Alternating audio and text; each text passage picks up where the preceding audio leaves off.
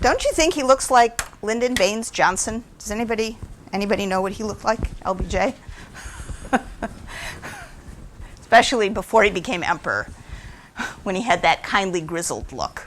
That's sort of your favorite old uncle look. We're talking about Vespasian, who was raised to the emperorship by his troops while he was commanding them in the war against the Jews in the Roman client area of Judea in 69 CE.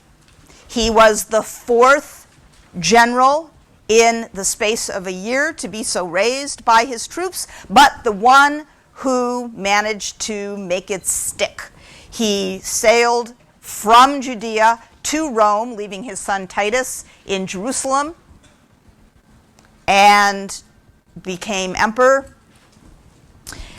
In 70, after Titus demolished the Jewish temple and retrieved all of the money that was inside it, the great treasury that was inside it, Vespasian used it to beautify Rome and to undo some of the ill feeling that had risen in the city from the despotic building program of his predecessor Nero, the last of the Julio-Claudians. The Roman emperors have, in the first century CE, are basically two families. From Augustus to Nero are the Julio-Claudian dynasty. All the people who are emperors are members of the extended Julian and Claudian clans who became related to one another. So we call them the Julio-Claudians. And that's why in your book they're referred to that way. Vespasian's family name was Flavius. And so his family's dynasty is called the Flavians. One of the major constructions of the Flavians that we looked at last time was the giant amphitheater that was built on the site of the Lake of the Golden House. So it's called the Amphitheatrum Flavium, the Flavian Amphitheater, but we know it as the Colosseum. And much of the money from the temple in Jerusalem was used to construct that building, which you can read about in detail in your reading. Much of the money was also used to add, for the first time since Augustus, so for the first time in 2 generations, to the complex that we know of as now we know of as the imperial fora. That's the plan and drawing that you have on your handout today. So if you come in late and you didn't notice there was a handout, grab one. The imperial fora are ranged immediately north of the Republican Roman Forum. As the Roman Forum is a huge open space with surrounding buildings demarcating the space, and the fronts of the surrounding buildings generally were colonnaded. They were big covered halls, what we call basilicas, and the fronts of them had long colonnades. When the imperial fora began to be built, beginning with Julius Caesar in the 50s, the plan was essentially a symmetrical version of the Roman Forum, which is to say a big open space with colonnades on the sides. As the Roman Forum sits at the base of the Capitoline Hill and so is dominated at one end by the Capitolium, the Temple of Jupiter Optimus Maximus, which looms high above. So each of the imperial fora are dominated by a single temple. The civic work that took place in the Roman Forum and in each of the imperial fora were was protected by a deity. In the case of the Forum of Caesar, the first of the imperial fora, which you can see on your plan, that deity was Venus. The temple in the Forum of Caesar is the temple of Venus Genetrix, which means Venus the progenitor. Thus linking Julius Caesar and the good that he brings to the city with the deity Venus.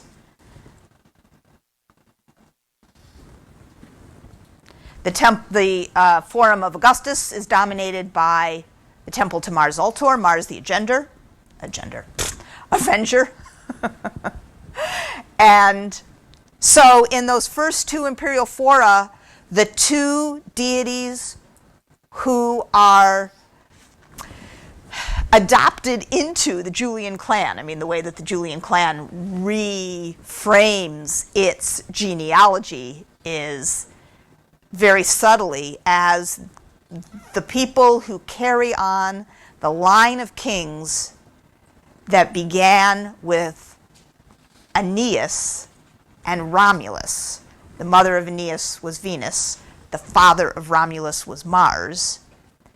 Now, Julius Caesar and Augustus are cagey here. They're clever. They're not obvious. They don't say, oh, you know what? Turns out I did some work in the archives, and guess what? I'm related to Venus. Who would have thought? What a coincidence. No, it's not so blatant, so easily argued against. But Julius Caesar and Augustus associate themselves and associate their family with every opportunity with Romulus and Aeneas, and then by extension, and specifically in the fora with the temples, with the mother and the father, respectively, Venus and Mars. All right. Julio-Claudians go through Tiberius and Caligula and Claudius and Nero, and they are very busy doing other things, and they do not add to the imperial fora complex. Vespasian comes along, and in your excellent guise as PR advisors to Vespasian, you have recognized that he has a number of important messages that he needs to deliver to the people of Rome. He needs to emphasize that he is a worthy ruler, even though he's not a Julio-Claudian. He's not a member of the family that, for as long as anybody can remember, has been the family from which an emperor of Rome has come. He has to demonstrate that while there was a period of anarchy, chaos, one might even stretch and call it a kind of civil war, although of course it wasn't a civil war. Judea, the Judeans not really feeling that they were part of the Roman world. But by casting the battle as a civil war, the link with Augustus is made even stronger. So coming in after a period of civil war and establishing again the concept that the Romans had become used to, had come to expect, which was that the empire within its borders was at peace. Peace was not aspirational. Inside the empire, peace was the default. Peace was the norm.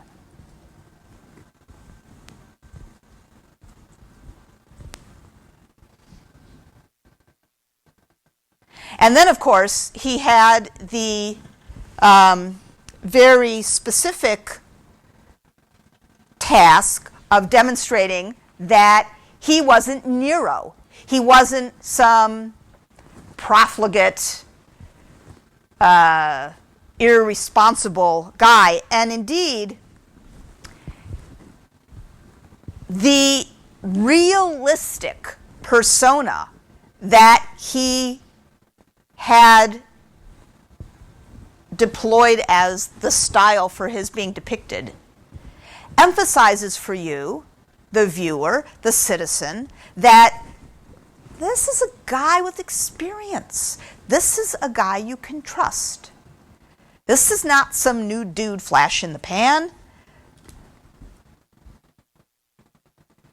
And that's quite specifically different than you recall the images of the young Nero with his jowls and his peach fuzz. Vespasian is calm and projects this real image, an image of a real person. All right, so in addition to the Colosseum, he adds to the imperial fora complex with a forum, again in the model of the Forum of Caesar and the Forum of Augustus, a large open space, colonnades all around, a big triple entryway into the compound. Differences, the entire interior, which is very, very large, roughly the size of the Metrodome field. This morning I looked to see if I could find the size of the aerial extent of the TCF Bank Stadium field, thinking that maybe now people would be more, that would be a better comparison for everybody. Has everybody been to the new stadium? Who has not been to the new stadium? So you folks, I'm with you. I haven't been there either. But I've seen it. It's very impressive. Well, all right. So this is a huge open area. If you think about the problem of a city, you can appreciate the installation of what's essentially a gigantic public park. Big, open, planted space. Not paved, but with trees and with flowers. And that's the one of the key differences here. And what that does, of course, is send a message of not the image of fertility and abundance and calm that a garden imagery provides, but the reality of it. And then the other difference is that rather than have one gigantic temple looming up high on a podium, facing down all of the people who are inside this space, the temple here in Vespasian's Forum is much more modest. The front of it is flush with the colonnade along the backside. It's not raised up high in a podium like the temples of Venus in the Forum of Julius Caesar or the Temple of Mars in the Forum of Augustus.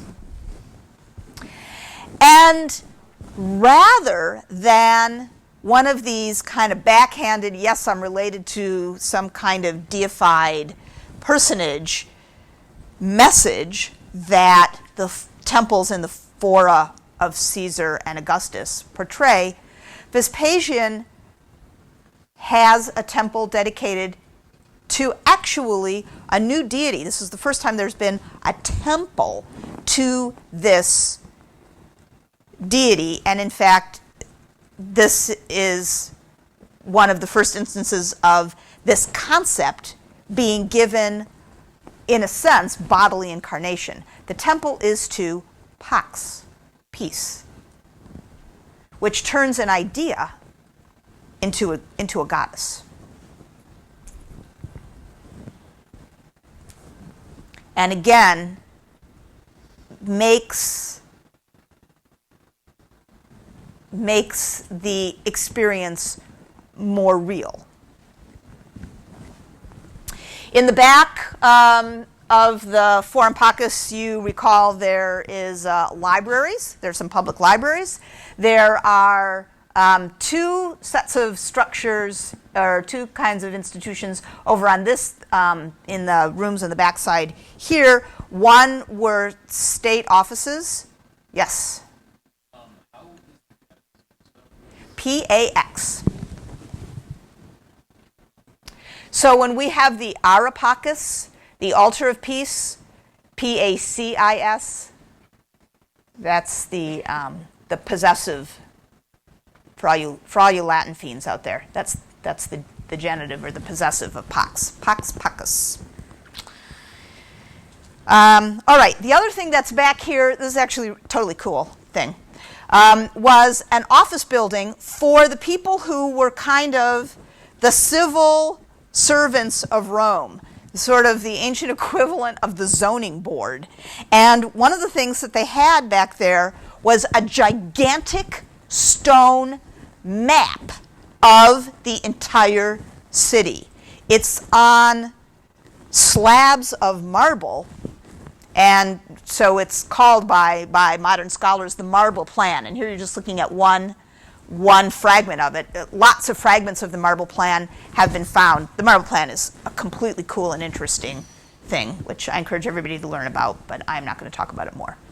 But I'm just showing you one fragment. The major buildings on the marble plan are labeled. So this is the Theater of Pompey, and it's labeled Theatrum here. And you can see, for example, all these little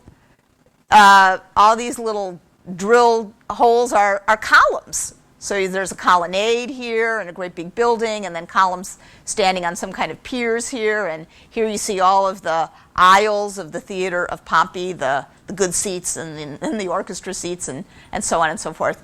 And so the reason that we know that the inside of the Forum of Vespasian, the Forum Pacus, the Forum of Peace, was planted is because we have tiny fragments of the marble plan, and you can see the little boxes on the interior of the plan, and so we know that it was planted. So here's this reconstruction, and I use it because it's the only reconstruction drawing I have of the entirety of the Imperial Forum, but I just can't stand these pseudo haystacks that I don't know whose idea this was.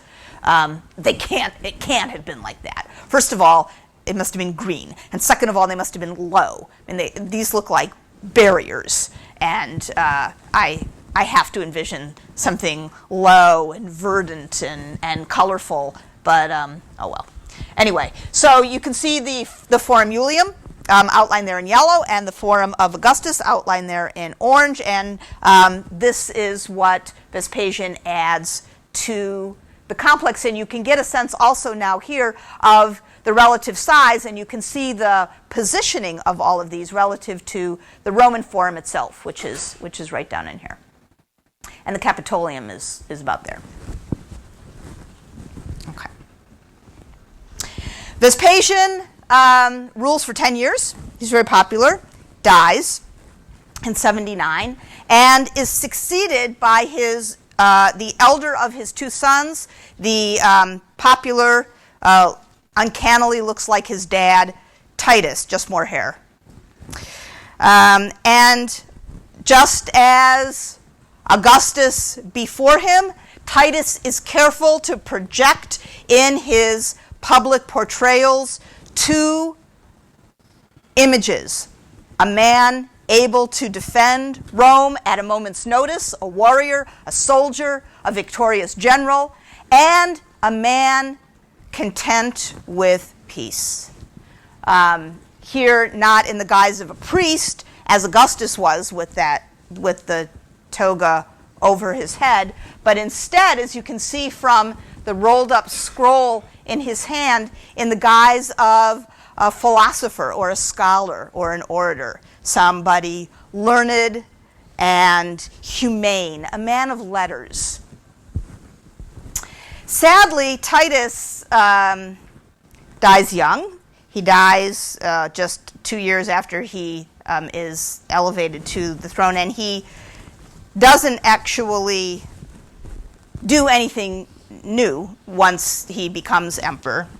He is succeeded by his younger brother, who, again, strong family resemblance here in the Flavian line, his younger brother Domitian, who rules for much longer, about 15 years, 81 to 96. Domitian had lost out on the family's big moment of glory. Domitian is, I don't know, he's sort of the Jeb Bush of the Flavian family. He didn't quite get a chance to make it into the big time spotlight like Dad and Big Brother. So the big time spotlight for the Flavians, of course, was the war in Judea, where they'd managed to pump up as this enormous victory on a par with the victory of Augustus at Actium. But Domitian was young and back in Rome with Mom. He wasn't with Dad on the campaign trail, the military campaign trail. And he had apparently some feelings of inferiority about that. So one of the very first things he did upon becoming emperor was, well, you could say, pick a fight. And set himself off to an offensive campaign. Offensive in the military sense of, we're going to beat up on you even though you haven't done anything to us at the moment. That kind of offensive campaign, which you might think of as offensive in the other meaning of the word, as in not nice. And then, because the message by now that Domitian was interested in sending to the Romans was, the person who is in charge of you is a person who will fight for you. He had a series of reliefs planned that were going to decorate a large monument down in the city, and these were discovered by archaeologists in the Palazzo della Cancellaria in Rome, so they are called the Cancellaria reliefs. That just happens to be the modern place in Rome where they were found. And there were two of them. They're so fresh and new, it's clear they never were actually erected. They were completed, but they were never put up. And Domitian here has put the kind of bookends of his life on display in these reliefs. So the message that Domitian, we get an insight into the message that Domitian planned to send about himself. So in the upper relief, there's Domitian, and he's very young. And he is greeting Dad. There's Dad, Vespasian. Hi, Dad. Welcome back. Vespasian is returning, grizzled and victorious. So this can only be the year 69, the year when Vespasian came from the east to Rome to take up the mantle of the emperorship. And who was there to greet him? Domitian. Why? Because Titus was still back in Judea. So Titus doesn't get to be depicted in this. I think this is hilarious. This is the closest thing I can think of something that we have from antiquity that I would call a staged photo op. You know, the big news at this moment is Titus in Jerusalem. He's doing the fighting. He's in charge of 3 legions. They've surrounded Jerusalem. Things are not looking necessarily hunky-dory at that moment. I mean, the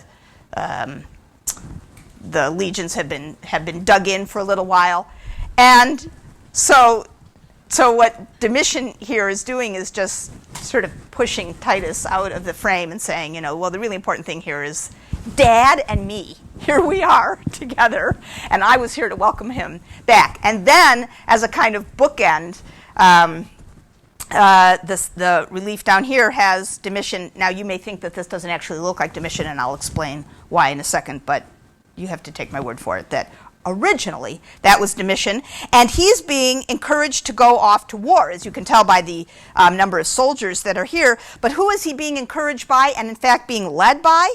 Why, look, it's Minerva and Mars. Minerva being the Roman version of Athena, one of whose deity duties was warfare. You recall the Athenas on the Panathenaic amphoras, and she's got a helmet and a cuirass and a shield and a spear because she's a warrior deity. And in that guise, she was adopted. So the space between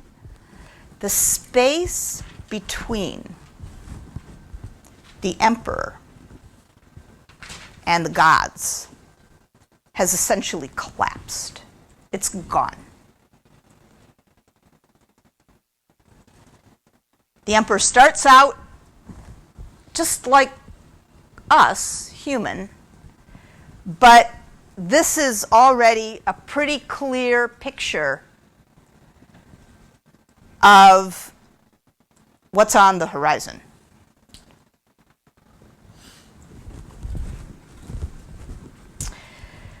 So the fight that Domitian picks is up here on the frontier with the German tribes, the Germanic tribes. All these little red dots on the map are spots where Roman legions were posted and Roman camps were installed, and Domitian moved troops over the natural borders of the rivers through here, the Danube and the Rhone, and made a series of attempted assaults and won some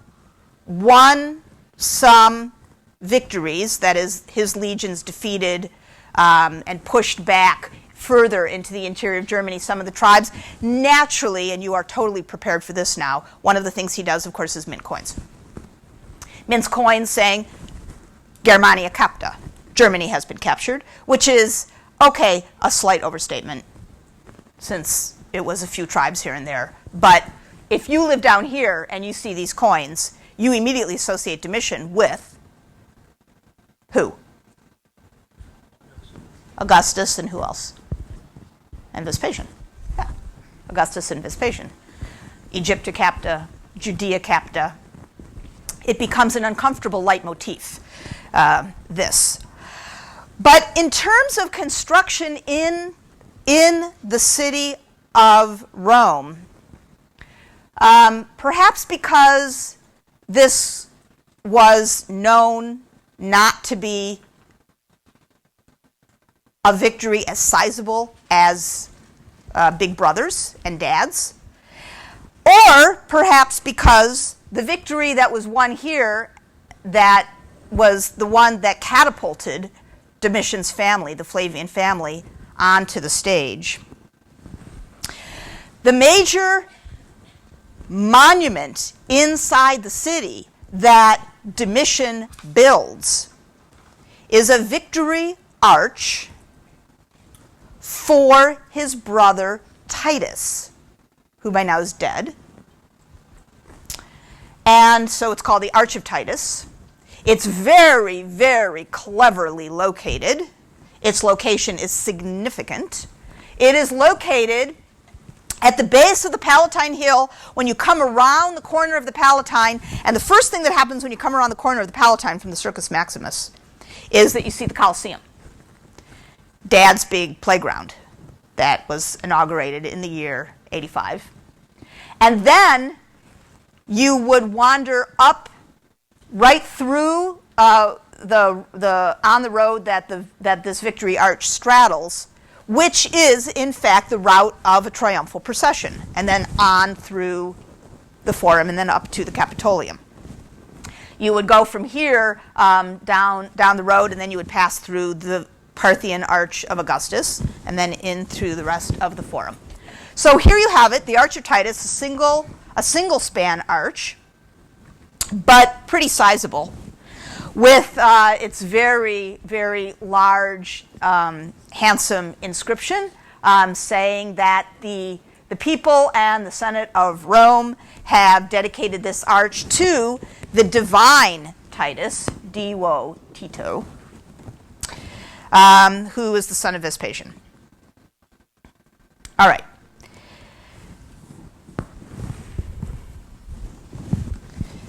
As you can see, the arch is substantial and tall and deep.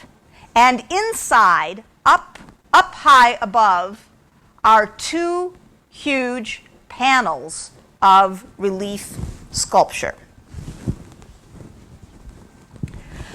Like the Ara Pacis, like the Forum of Augustus, like the monument at Actium, when you build a monument, you need to make some choices. And the first thing that you want to decide is, what is the message I'm sending here?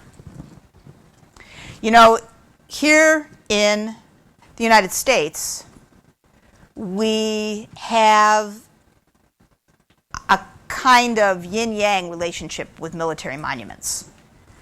So you have monuments like Iwo Jima, the monument at Iwo Jima, the Marine Corps Memorial in Arlington with the three guys and the flag.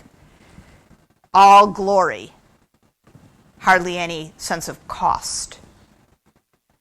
And then you have the wall, the Vietnam Veterans Memorial. All cost, no glory. It's not inevitable what message is going to be sent, and it's no accident either. So here, the Arch of Titus, Domitian is in charge of what message to send here. And on the first panel that we'll look at here on this side, you see a remarkable kind of real-life image, a progression of men carrying objects along a road through an arch. These are soldiers in the triumphal procession that was celebrated by Titus when he returned from Jerusalem. And you see some of the men are carrying a large table, and in fact they're holding it upright so that you people lining the streets, the crowds looking along at this victory parade, will be able to see the objects that are being shown. So here's this big table, and on it are two long trumpets. These were the ceremonial trumpets that priests in Jerusalem blew to summon the people for the start of holidays, for important sacrifices, for important events. So these are part of the ceremonial gear of the temple in Jerusalem. And as the centerpiece of the procession, and in fact given pride of place by being raised up high above the heads of the men and not having really anything else around it, in a similar kind of position to, without having anything around it, I mean, to Augustus on the Areopagus, is the giant menorah that was taken from the temple in Jerusalem, the symbol that everybody would have recognized, that would have fixed this particular triumph and linked it with this particular victory. And the menorah is very, very heavy. So you see people are kind of leaning forward and bracing themselves as they hold it. And there are the cloth of their tunics is being pulled away from the weight of this object that they're carrying forward. And for all of you people in the line along the parade route who may not be sure what you're looking at, what is this? You say they're signs. This was a common part of a Roman triumphal procession, placards that explained what was being carried so that you could really appreciate the impact. So that's one side. Is that painted or is that just It's sculpted, and the darker color is weathering. There's a lot of dirt, and the Arch of Titus has been in some hard times, including being converted into a residence. And these holes that you see here are from beams, because in the Middle Ages, people lived inside here, and these were the beams for the second story. when was this built? Well, that is an excellent question. Domitian is the person who dedicates this. There's quite a bit of, I was going to say, and this is true, there's quite a bit of controversy among archaeologists about exactly when this was built. And when I say quite a bit of controversy, I mean we argue about this within the space of 10 years, which for people like us is like huge, which just makes it sound like we could not be any bigger nerds than we are. But so it's sometime in the time of Domitian. In your reading, Nancy and Andrew Ramage say that it's shortly after 81. I think it's in the 90s. I am with the camp of people who think Domitian builds a great big palace on the top of the Palatine, and it would have required lots of, construction work. And the arch is kind of in the way of where the construction needs to be. So I think the arch postdates the palace on the Palatine. So I think it's in the 90s instead of in the 80s. But for your purposes, it's in the reign of Domitian. 81 to 96. You can't really go wrong. On the other side, when you look up, sadly, one of these roof beams took out his head, but there's Titus in a chariot, 4 horses, being led along. So he's at the head of the triumphal procession. There he is himself, the man. There are deities surrounding him. You can tell because they don't have very many clothes on. That's one of the marks of deities. They don't have very many clothes on. So this nude guy, he's a deity. This guy's a deity. They've lost their heads. They all look generic. We're not really sure who any of them are. They have general identifications. But, this one is sometimes called virtus, virtue, and you can call them that. I don't care. There's a description, again, in your reading. Also, on several of the websites, the Roman websites that are in the Cite and Subject Helpful Links area of the course website. But definitely there is a deity in the chariot with Titus, because this person has wings. That separates this person from us. And a female figure with wings can only be Victoria, meaning victory, the Greek Nike. And what's interesting here is that the Roman tradition in a triumphal procession was for the triumphing general to be at the front of the parade in his chariot. But in the chariot with him would have been a slave whose job it was to say to him periodically as the procession moved through the streets and the excited crowds, "You are only human. You are mortal." And here, the position of that slave has been taken by a deity who's just, there patting Titus's back. Isn't that cute? And then, if you are standing inside the arch and you've looked to your right and you've seen what's called the spoils relief, the relief of the triumphal procession, and you've looked to your left and you see the victory chariot. And then you look up, you see a image in the very top, and it's here. This is really one of my favorites. I have to believe that when Domitian got a look at what this sculptor had done, he had the sculptor killed. Because the sculptor's really goofed up here. So this is recognizably Titus, and he's being borne aloft on the wings of an eagle. And it seems to me that what the sculptor has done is first figure that he wanted to carve the eagle in a kind of front and center pose, and then just a little too late realized that he didn't have quite enough room for Titus. And so Titus is very squished on the top of the eagle and looking quite uncomfortable, as if the edge of the coffer block is about to impact his head in a very unsatisfactory manner. But what this means, of course, is that Titus is being deified. He's being taken up to heaven. And how handy is that? That your dad is deified and your brother is deified. That bodes well for you, I'd say. So, quick, what is the message of the Arch of Titus? You have 30 seconds to chat with somebody. What is the message, the overriding message? Think of all the messages from the Areopagus. Which of the messages from the Areopagus is most the message of the Arch of Titus?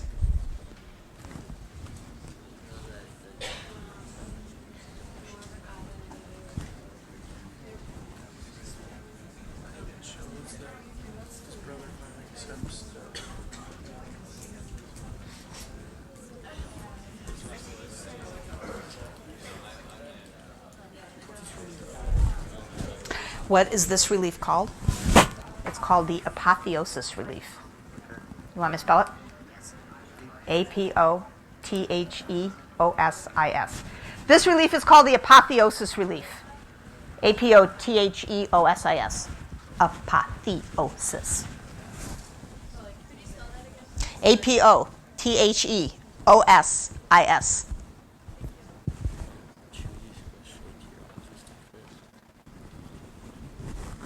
All right. What's the message of the Arch Titus? It could be the whole reference for the past thing, because he is remembering his brother, what his brother did in Judea, and kind of like glorifying that. Reverence for the past. Who else says that? You got no takers. Why not? Well, I think Why, say why not. Why don't you think it's reverence for the past? because I think it's more so that he hasn't done anything, so he wants to make his family look good. So it's really about events in the present, not about the past. Because there's nobody in the past who's being evoked. There's no Aeneas, there's no Romulus, there's no list of earlier consuls or kings. Everybody here, this is real time. This is present. So all the events are present, the people are present. It's a here and now kind of thing, not a we were great back then kind of thing. So, what's the message? If you're not like born into a godlike status, you can become practically one of them by living amongst them and just keeping their respect. So the main message of this monument is you can become a god? The main message of this monument is you can become a god? Nobody's buying it. Why not? Well, I think it's like Why not? because it's not just any like normal person who's becoming God. It's an emperor, like that's emperor. Right, so this is not regular folks. This is quite specific. In fact,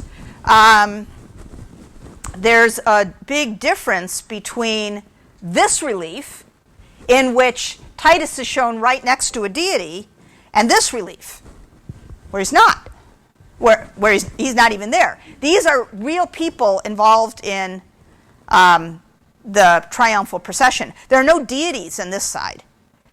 So you would look to one side, you would see this. You would look to the other side, and you would see that. So Titus has become a god, but this is not some sort of roadmap for other people. So what's the message? Might and glory. Why? This one right here is going to be Elijah. It's not with the slave. And then the other one, which has yes, The spoils relief? that has all the things that came out of Jerusalem. And then one with the eagle, which shows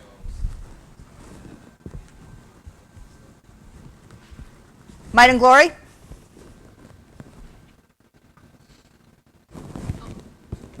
Why not? I saw somebody back there who did not raise their hand. What do you think? You.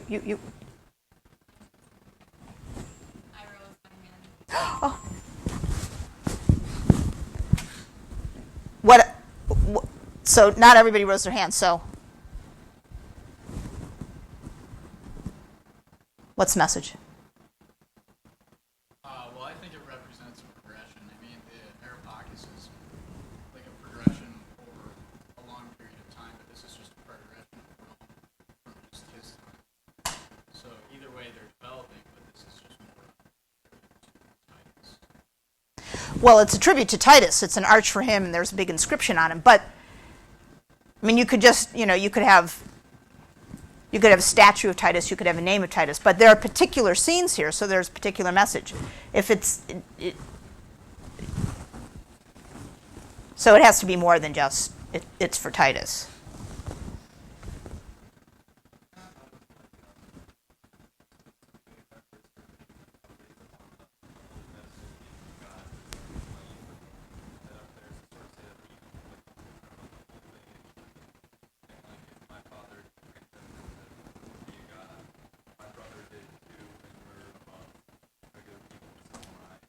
So it's like it's kind of different from the more humble parts of the Aeropods, where all the men are sort of the same height in the same area.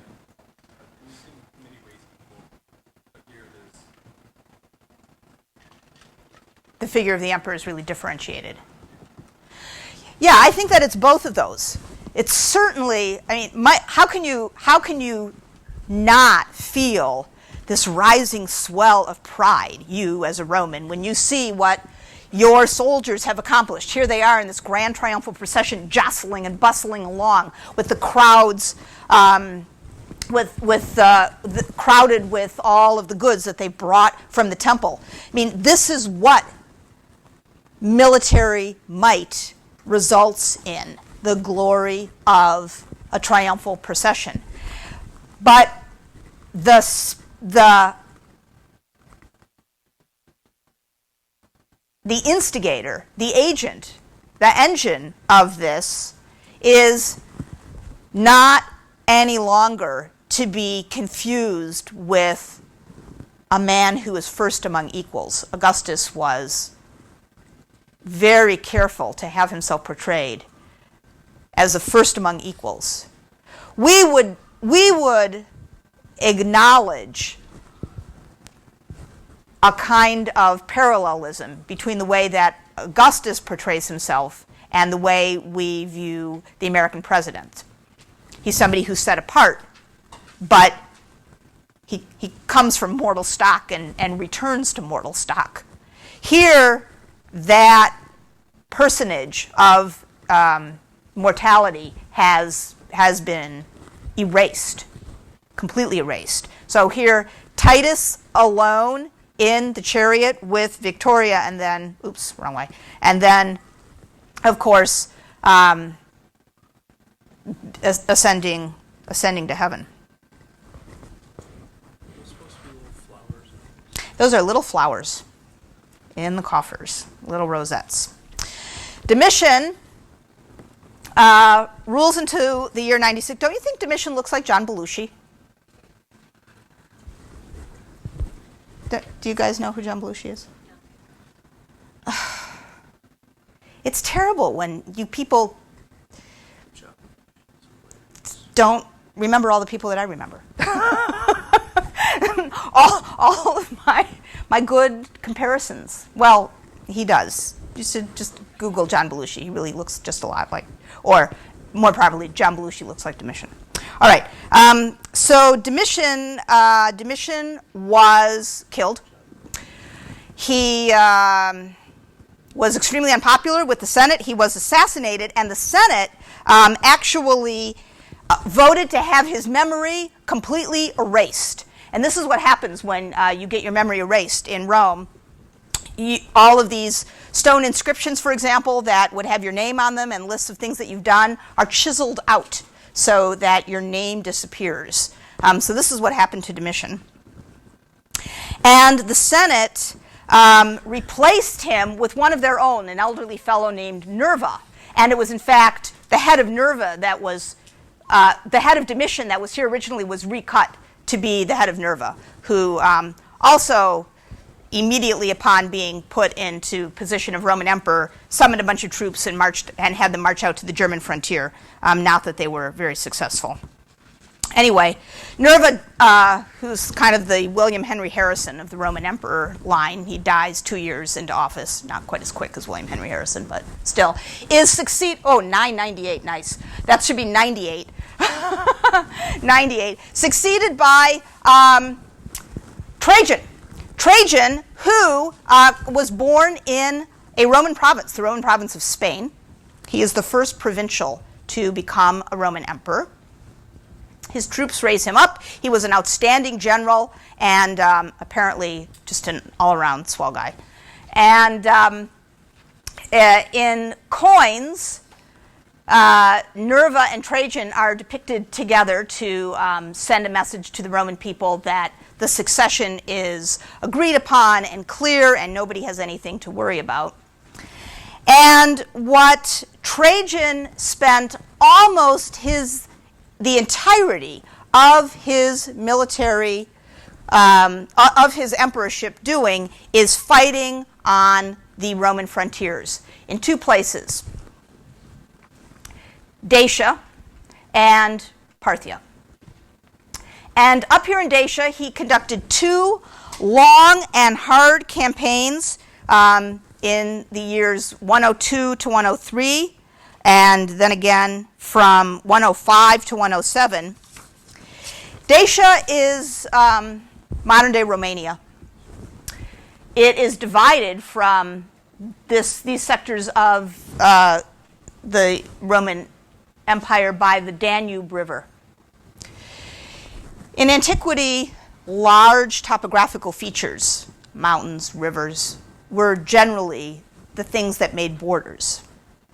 And in many cases, like the Euphrates, the border was a sort of easy agreed upon détente line. So with Augustus, for example, there was an agreement that the Euphrates would be the border between the Parthians and the Romans. By moving across the Danube to annex Dacia, Trajan is waging a war against people who don't want to be part of Rome. The Dacians fought very, very hard, and they had a brilliant and charismatic leader who helped them maintain their independence for a while. But eventually, Dacia, which was coveted by Rome because there is a lot of precious metals available in this region, like gold. This is where the Mycenaeans got all their gold, incidentally. You remember the Mycenaeans from down here? This is the area where they got the gold from. All right. So after a few years, the Roman Empire looks like this under Trajan. He conquers parts of the territory between the Euphrates and the Tigris and makes a new Roman province out there. And he conquers Dacia and makes a Roman province up there. And he comes home to build some monuments to celebrate his military victories, especially his victories over the Dacians. The first thing he does is add again to the complex of the imperial fora. So here's where we are so far. Forum of Caesar, Forum of Augustus, Forum of Peace, that is to say the Forum of Vespasian. Here's what Trajan does. He practically doubles the size of the imperial fora complex. He hooks up a forum perpendicular to the Forum of Augustus behind the Forum of Caesar, an enormous esplanade. Rather than having it be dominated by a temple at one end, it is dominated by a huge basilica. And then there are some public libraries on either side behind the basilica and a very interesting monument here in the middle, which we'll get to momentarily. So the forum itself, this gigantic open area, has is well known, has been excavated. Here you see a part of it in modern day Rome. This is an old photograph, and a lot of this is now gone away. And here is a reconstruction of the plan. The size of this open area, I wrote this down. The size of this open area is essentially 2 football fields by 3 football fields. It's over 300 yards long and over 200 yards wide. So basically 2 by 3 football fields. It's 558 feet by 262 feet. Or I think that's supposed to be yards. All right. So this enormous open area, colonnades all around, very, very rich plantings on the inside, and dominating the upper stories of the colonnades, life-size statues of captive Dacians. Here you see one. Which we have, they were filched from here and used on another monument, which we'll be learning about later, but they came originally from here. So their hands were bound. They are recognizable by their dress, their non-Roman dress, their caps, their beards, their sort of leggings and boots. The giant basilica, which was called the Basilica Ulpia, one of the family names of Trajan is Ulpius. Behind the forum was used for law courts. So the Forum of Caesar had been like a new meeting place for the Senate. The Forum of Augustus had been a kind of State Department. The Forum Pacus, Vespasian's Forum, sort of interior city, civic center. And here, this is like the Department of Justice.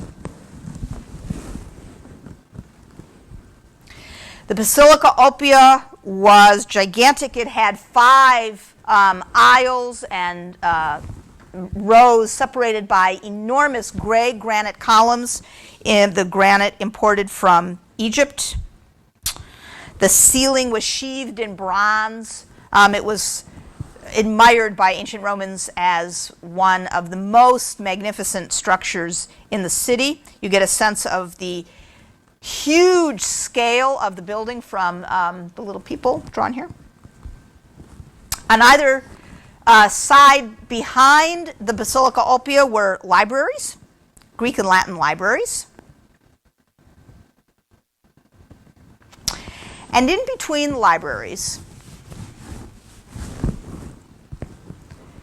you see the base here of a very tall column.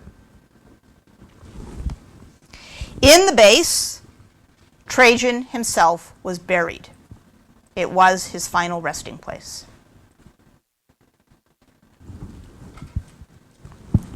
But the column, 100 feet high, was covered in a continuous sculpted frieze of over 700 feet, 24 spirals winding up that told from the beginning the story of the Dacian campaigns.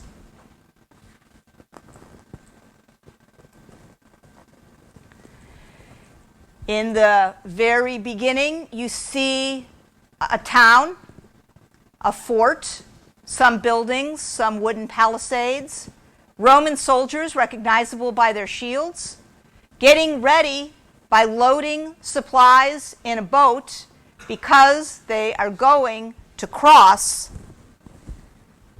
the Danube River. Here is the river god himself. And from the stone fortifications on the Roman side of the Danube, a bridge of boats, a pontoon bridge, was created to allow the troops here exiting a city, a Roman city, recognizable by its arcaded gate and its stone construction. Here go the troops across the Danube on their way to begin the conquest of Dacia. The troops and the scenes shown are, as you can imagine, with 24 spirals and 710 feet, filled with detail. There are about 2,500 figures in total sculpted on the column of Trajan. Here you see soldiers doing one of the things that soldiers have to do immediately upon establishing a new turf. They're building a new camp. Here you see them raising the walls. Some of them are holding bricks as the walls go up piece by piece, working together. There's obviously somebody in charge just talking to somebody. The scenes move along differentiated sometimes just by people turning in different directions. So here's the start of a new scene. These people are simply back to back. And you can see the details here, the fort now built. You can see it there in its detail. You can see in these scenes as the column winds its way up, the landscape of the Dacian countryside, trees, the soldiers having to move carefully among the unfamiliar ground. Here is an actual battle at a Dacian fort. The Dacian fort is demarcated by wooden palisade walls as opposed to the stone walls of a Roman fort. And the Roman soldiers have made here one of their standard advancing maneuvers, which is called the testudo, or the tortoise, where they take their shields and they hold them, they all stand close together and they hold the shields in an overlapping way and they move under the shields together so that the top of the shields acts, they're like a human tank. They make a kind of armor for themselves. And in this way they are advancing up to the edge of the Dacian palisade here.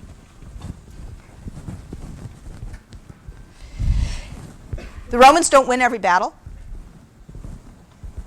The war is hard. Here you see Dacians defeating Roman soldiers. The Romans are piled, their shields are piled up. They're moving away. The Dacians are on the offensive here. They're coming through the wooded landscape that they know better than the Romans. Here there are Romans inside one of those forts and Dacians storming the walls. Reinforcements coming on the side. Here, the beginning of another scene and crossing a river with supplies. Trajan himself appears regularly, 60 times on the column. Here he is. He is part of each of the scenes that he appears in. He is meeting with a messenger. He is receiving a delegation. Here he is receiving some of his soldiers who are bringing the severed heads of Dacians to him, showing that they have won a battle against them and bringing the evidence for him. He is making sacrifices. He is holding discussions with his officers. He is a true commander-in-chief, part of the army who serves under him. Trajan had a real foe. The leader of the Dacians was a man named Decebalus, who is shown several times rallying the Dacian men against the Romans.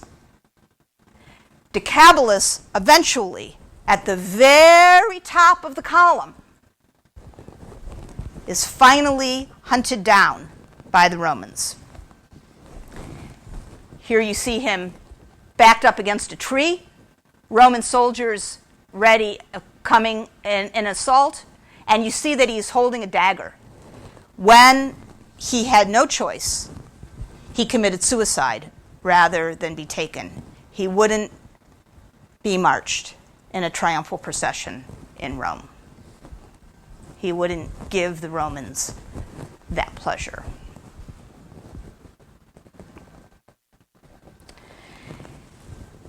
So here is the column of Trajan, visible now, between the libraries. You might wonder how anybody could have seen it. Well, the libraries had two levels.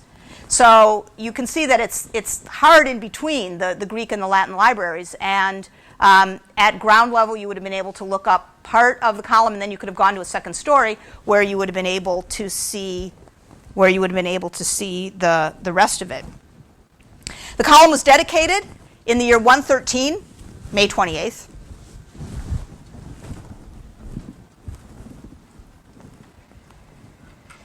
It is like a documentary.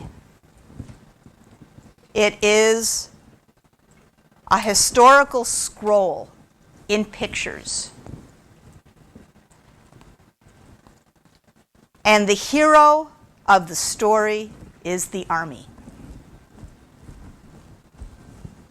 on the move, in camp, on the defensive, on the offensive, battle after battle, slogging through the landscape, fighting hard. The enemy is difficult. That makes the victory that much better. That makes the victory that much more glorious. On the Arch of Titus, you just see the end. On the column of Trajan, you see the cost.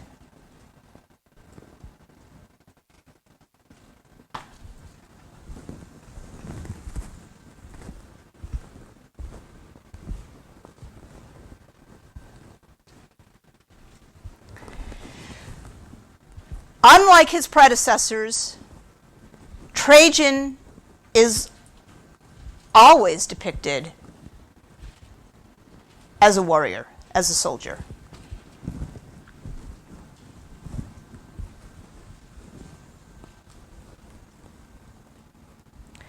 He expands the boundaries of Rome more than anybody had up until his time. None of his wars are defensive wars. His wars are wars of aggression.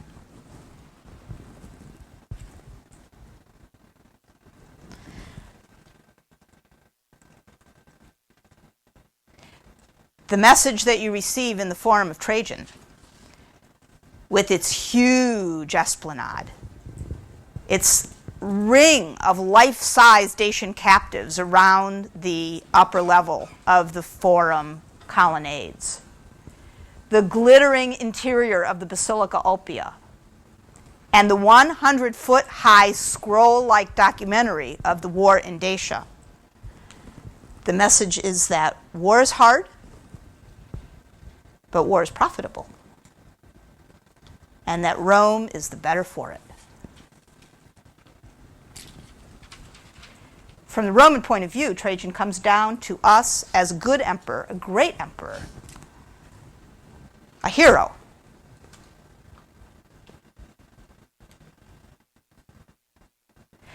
But you can sense in the story told in the column of Trajan and the cost to the army that he must have known there was another way to look at it.